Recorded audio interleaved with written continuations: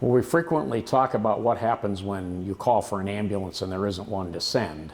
So I think that is clearly something we need to think about, that could actually happen.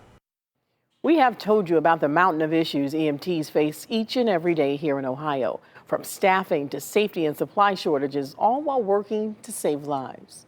Today, EMTs took those concerns right to lawmakers looking for solutions to help their industry survive. News 5's Clay Lepard continues his in-depth coverage of their efforts to sound the alarm.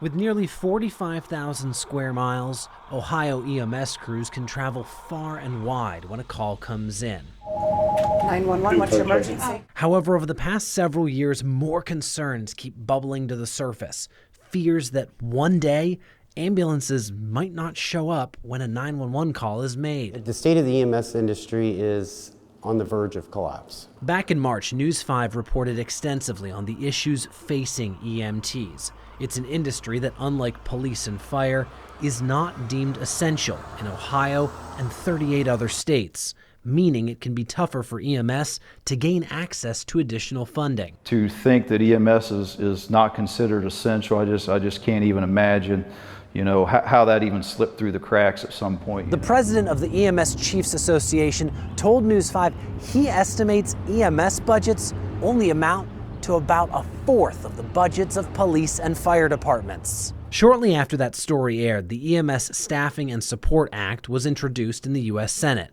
a bill that, if it passes, would provide $500 million to local EMS through grants to help with hiring, providing training, and buying new equipment. While that issue echoes in Washington, D.C., EMS leaders spent the day in Columbus, making sure their concerns are top of mind with local legislators. We're at critical stages right now with, funding and staffing. 8 teams of EMS officials met with more than 24 lawmakers, looking to share their ideas about increased Medicaid reimbursements, essential service status, and other ideas to help this industry survive. When you have a cause, when you have a mission, when you have things that are important and things that are critical to your success, just take the initiative. An industry only about 50 years old, dealing with its own midlife crisis. And these initiatives that we're stepping up with right now will really help ensure the future of EMS. Clay Lepard, News 5.